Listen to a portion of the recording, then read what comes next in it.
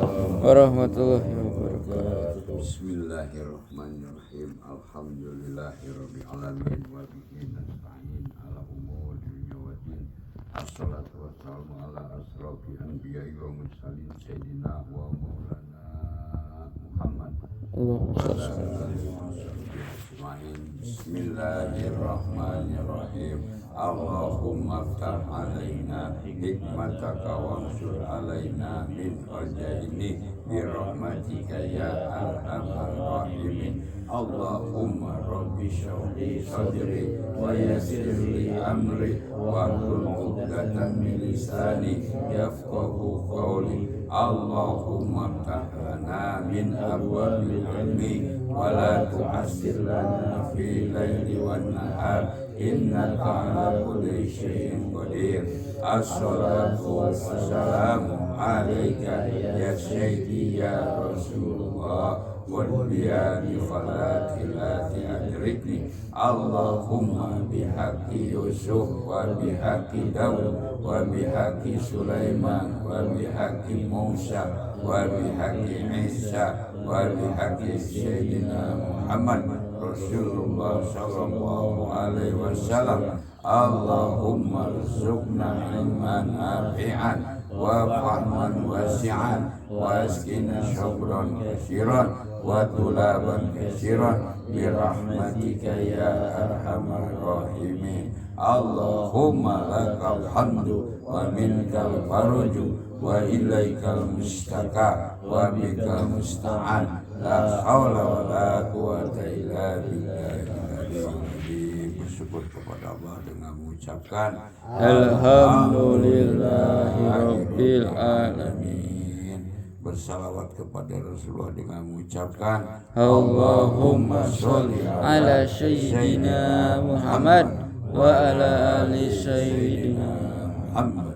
Beristighfar kepada Allah dengan mengucapkan Astaghfirullahaladzim, Astaghfirullahaladzim, Astaghfirullahaladzim. Alhamdulillah, bersyukur kepada Allah pagi ini kita masih bisa melaksanakan pekerjaan yang rutin, yaitu melaksanakan sholat subuh berjamaah bersama dan melaksanakan zikir, baca surat Yasin, baca At-Taghobun bersama. Kita bisa melaksanakan senam pasukan lengkap, jumlahnya 8, tapi pembukanya 3, penutupnya 2.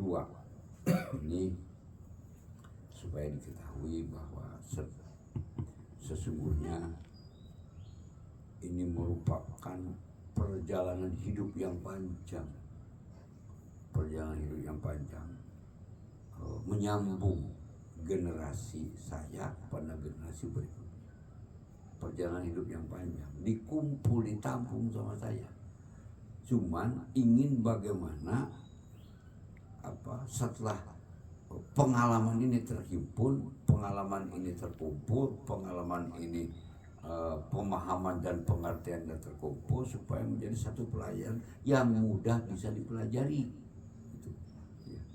Baik pelajaran dari ilmu pencaknya maupun pelajaran dari ilmu pengobatannya maupun pelajaran dari pengalaman dikirnya, pelajaran pengalaman wiridnya, semuanya ditampung. Dari pertama saya mungkin belajar tonyok amrek tahun 50-an dari Aki Jilong, ada sekarang.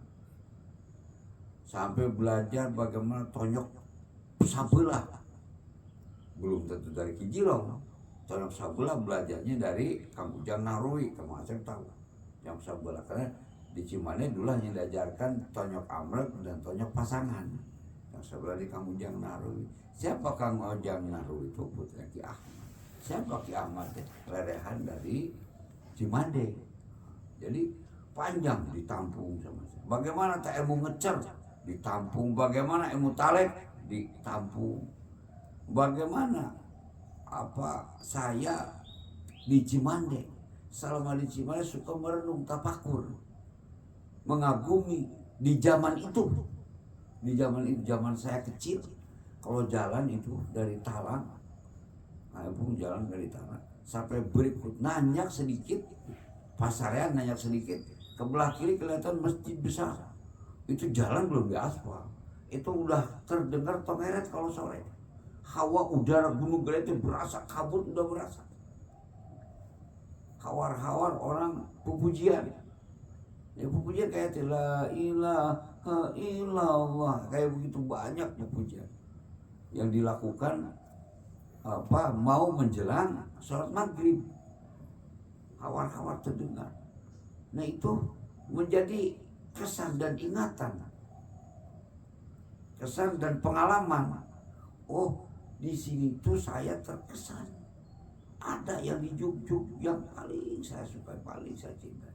Siapa menemui Mama Eno, almarhum Haji Lukman, Mama Haji. Mama Haji Dayat. Kapasir saeutik di hadapan pasar ada pesawahan, warna rumahnya catnya hijau. Tahu Mama Haji Dayat. Nah, dari nama-nama itu saya melihat karakter yang berbeda. Mama Eno, sifatnya pamagel. Arek bener, arek salah nama orang Cina dibela. Kobo bener, salah lagi dibela. Mama Aci, rasanya teh adem kalau ketemu Pangirut. Kak Mama Haji Dayat, lain lagi Pangjurung, tukang ngadoakeun. Semua ketemu lah sama-sama. Oh, ayah pamagehnya di sini ternyata aku minta pamageh. Mungkin ayah sepuh saat itu yang saya belum kenal. Pamageh-magehan. Ada Pangjurung, juru doa. Ada pangaping, kumaha wae diajarkan. Pangaping, kukang domi diaping, kamana-kamana gitu kan diajarkan. Ketemulah ini kebiasaan sepuh di Cimande. Pamageh, pituduh, pangjurung, pangaping, pamengket, air tukang ngahijikeun. Tarak kagorengan ngahijikeun urang teh dulur. Terus apa? Pamager, pameres, tukang mereskeun. Aya panggeuing tengah malam dikasih tahu. Ulah gitu. Tidak banyak orang lain. Dan itu saya dalam ini. Ini pengalaman perjalanan hidup. Diterapkan jadi komunitas kabuyutan Muara Beres.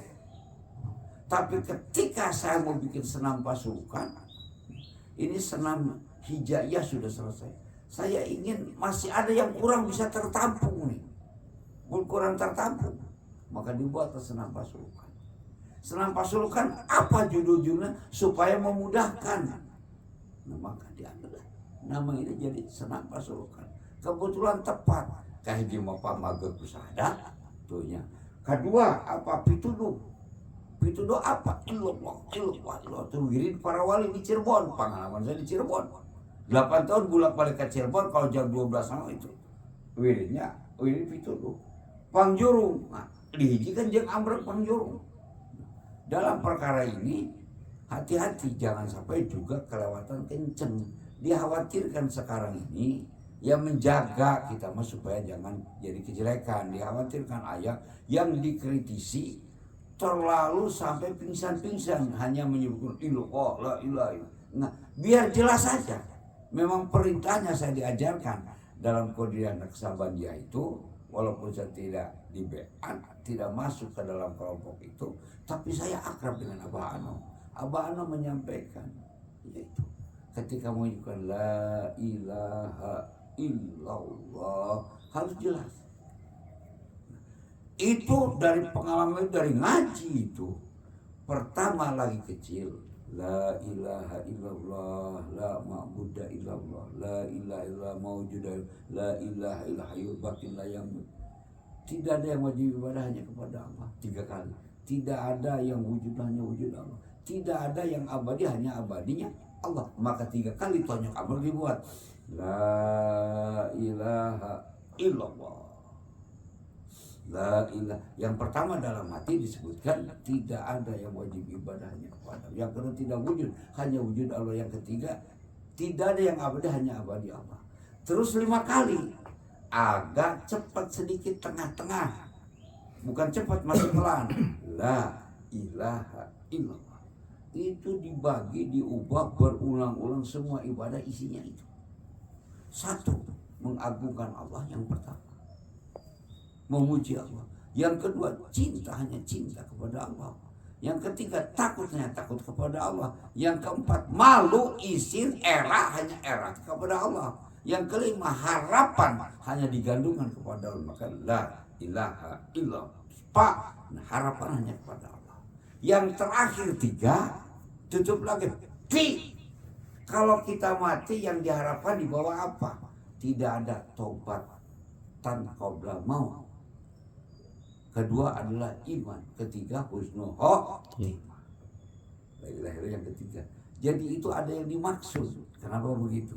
Nah, sekarang la ilaha illallah yang tengahnya, seyogyanya jumlahnya jadi 33 harusnya. Tapi kadang-kadang waktu jadi di mana 33 tuh? Yang pertama 3, yang kedua 5, jadi berapa? 8. 8 untuk menjadi 30 tambah berapa? 22. La ilaha illallah, la ilaha illallah. Ngitungnya gampang, 5 4 kali ujungnya 2. Yang terakhir 3 jadi 33. Seyogyanya begitu. Kalau tidak paling tidak ini 12, jadi 20, jadi 23 paling tidak. Kalau waktunya terlalu sempit, tapi kalau bisa diusahakan 33 tuh. Ada juga ini yang belum ketampung. Adalah bagaimana kebiasaan di Cina ada atako. Nah, jadi amrek atako. Ya, tapi biarinlah itu ada munajat yang biasa. Tapi biarkan kalau ini hanya di kalangan kita. Sekali lagi hanya ketika di dalam jurus Al-Fatihah, makhraju hurufnya biar jelas karena kita meyakini sepenuhnya tiap-tiap huruf itu ada efek kesehatan kepada kita. Alif adalah efeknya perbaikan semua fungsi saraf. Ba efeknya membuka seluruh peredaran darah, membuka seluruh peredaran sumsum, membuka seluruh peredaran saraf-saraf yang kecil, termasuk membuka seluruh peredaran pernapasan. Ba